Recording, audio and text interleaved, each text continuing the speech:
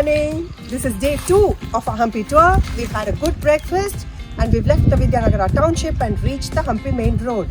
Right now, we are near the Chandrasekhara temple, the Saraswati temple and the octagonal water pavilion. In part 1, 2 and 3 of my HAMPI videos, we followed map 1 and covered most points lying in what we call the religious center.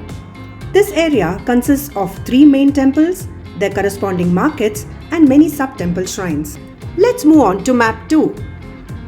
This area falls right below the religious center and covers the royal residences, entertainment areas and shrines that were part of the daily routine of the royals. While we covered almost all places on map 1 by foot and ferry starting west and ending east, in case of places on map 2, we liberally used our vehicle to move from place to place exploring the royal residences and in no particular fashion. Once again, the red dots on the map are all the places we covered on day 2. Keeping straight on HAMPI main road, we by chance took a right and hit the Chandrasekhara temple.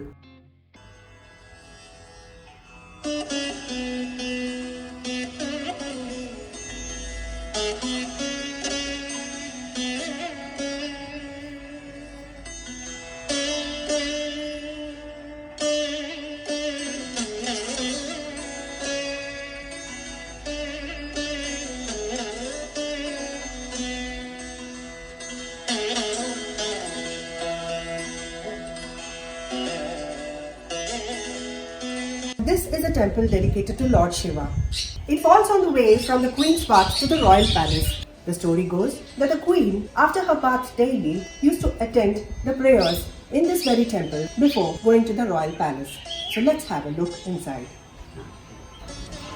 We learnt that a simple glance at the Dwarapalakas or the gatekeepers that are etched on either side of the main entrance could help us figure out the deity that is worshipped inside.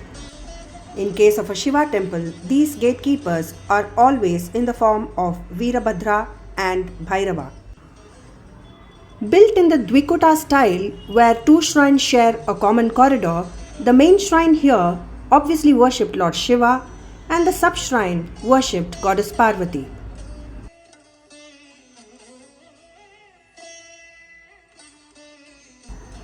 One of the lesser visited temples in HAMPI today, the exteriors and gopurams are filled with parrots that are a sight to see. At a walkable distance of 3 minutes from the Chandrasekhara temple is what the Google map refers to as the Saraswati temple.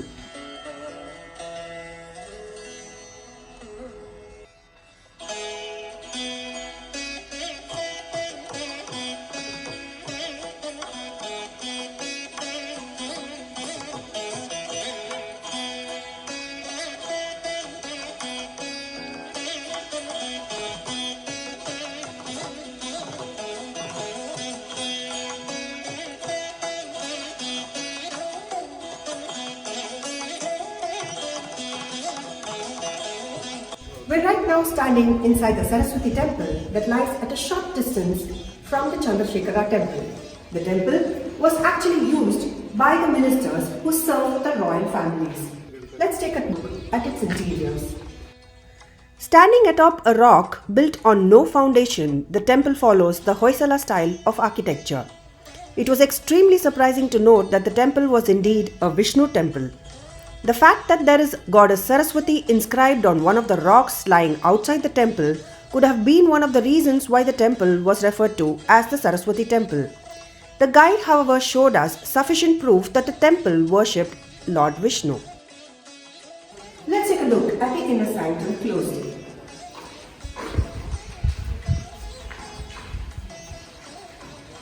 The inner sanctum is guarded by Jaya and Vijaya, who were the security for Lord Mahavishnu and Lord Goddess Saraswati.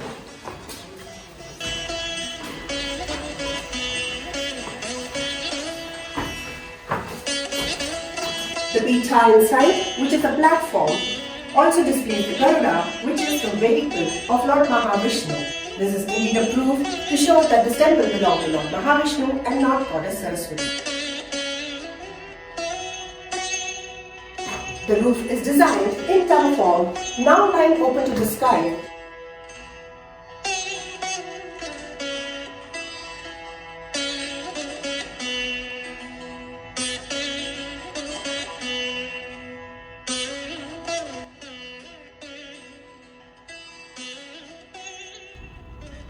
Opposite to the eastern doorway of this temple lies the octagonal water pavilion.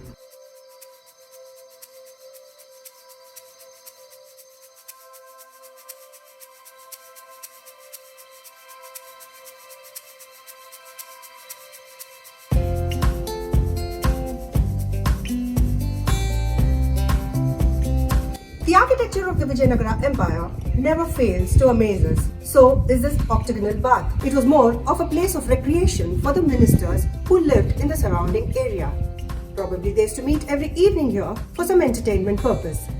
There is proof, if you notice closely, of water spurting to the central area and forming a fountain. We were thrilled to discover a closely guarded secret here.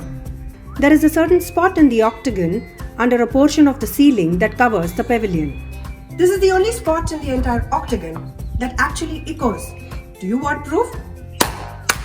Did you hear that? Isn't it amazing? Like I told you, the Vijayanagara architecture never ceases to amaze us.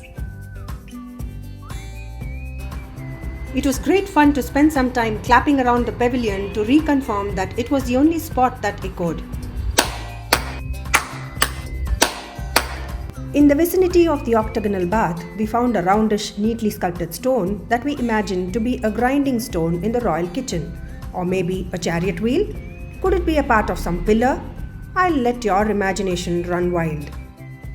Right next to the octagonal bath stands an old destroyed water storage tank that once upon a time supplied water to the entire area.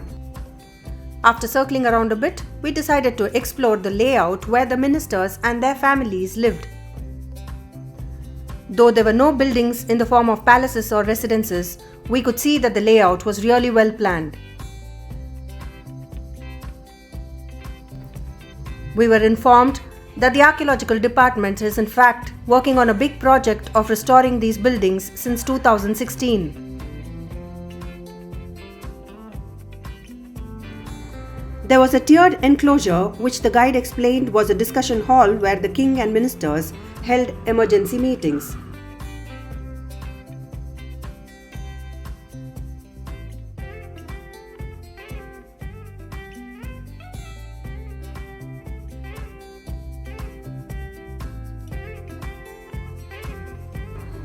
Walking back to the gates near the Chandrasekhara temple, we got to our next destination, the Queen's Bath.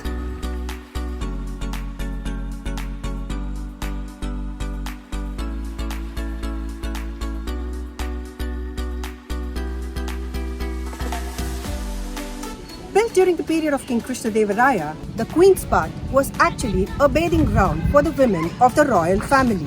There is a moat-like structure running on all its four sides.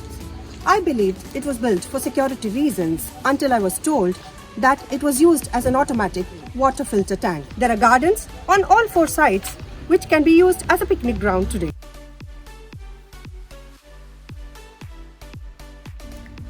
Following the Indo-Islamic form of architecture, the corridor is styled with multiple arches coupled with the walls, pillars and ceilings displaying perfect Islamic patterns. The open-to-the-sky centrally placed bathing pool is surrounded on all four sides with balconies that stand overlooking it. The guide explained how water from Kamalapura passed through an aqueduct to feed this pool. As I mentioned earlier, the moat around the building served as a water purifier.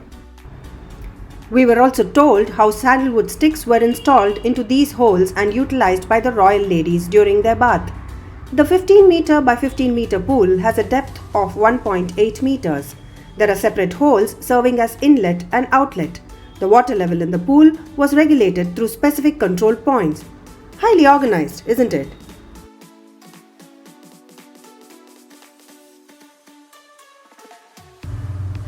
The corridor is surrounded by 24 dome-shaped ceilings, each of which displays designs only unique to itself. It is said that these domes represent the 24 hours of the day.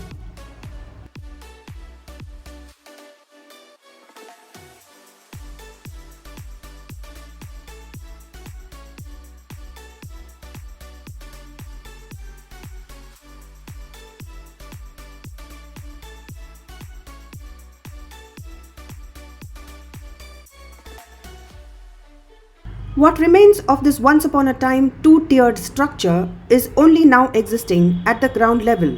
But unlike other structures in Hampi that were subject to enemy destruction, the top portion of this building gave way on its own with the passage of time.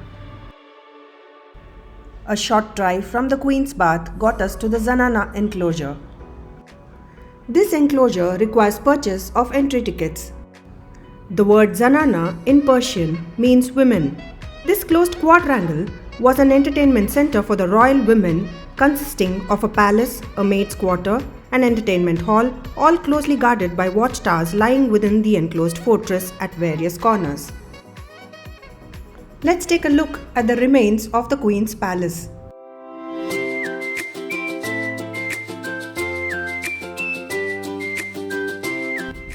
An almost star-shaped, multiple-edged, three-tiered stone platform stands on one side of this enclosure. It is referred to as the basement, or rather is the base of the Queen's Palace, which was built during the time of King Krishnadevaraya for his first queen Tirumala Devi. The missing building, which used to stand above it, was made of sandalwood and decorated with silk and precious jewelry. All of this was naturally destroyed in due course. It is possible to get a 360-degree view of the entire enclosure standing on this platform. Right behind the base of the Queen's Palace lies the four-sided watchtower. The tower is said to have been managed by transgenders. This structure is masterminded in such a way that it is possible for the people guarding it to get a full view of those standing at the ground level, but it is impossible for the ones at the ground level to spot anyone at the top.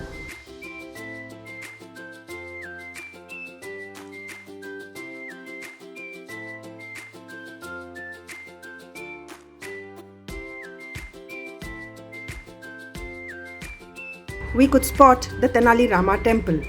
This temple is named after the famous jester cherished by King Krishnadevaraya himself. It is a 2-hour hike from the Zanana enclosure to get there. In between the Queen's Palace and the watchtower, in a corner lies the maid's quarters.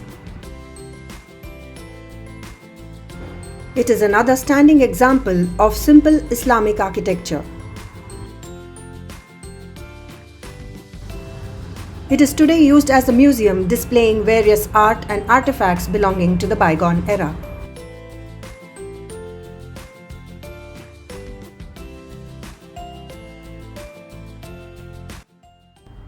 Next up was the Lotus Mahal.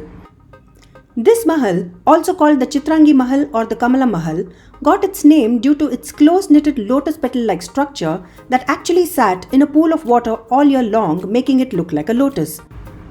Of course, the den surrounding this building that held water in ancient times today lies dry.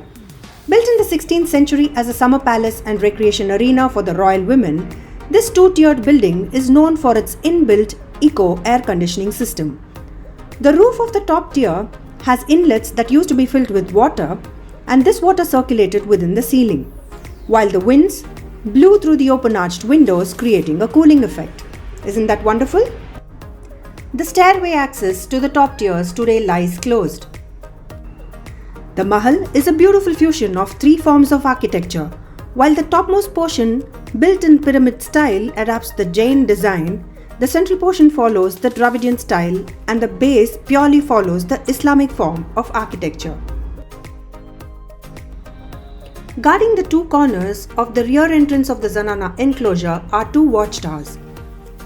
The 8-sided or octagonal tower guards the corner next to the Lotus Mahal, while the other corner is guarded by a 2-sided tower. The Zanana enclosure was not only used as a summer palace but also during the period when the king was out on a visit or war. The three closely guarded towers and the fortress ensured safety of the royal women at all times.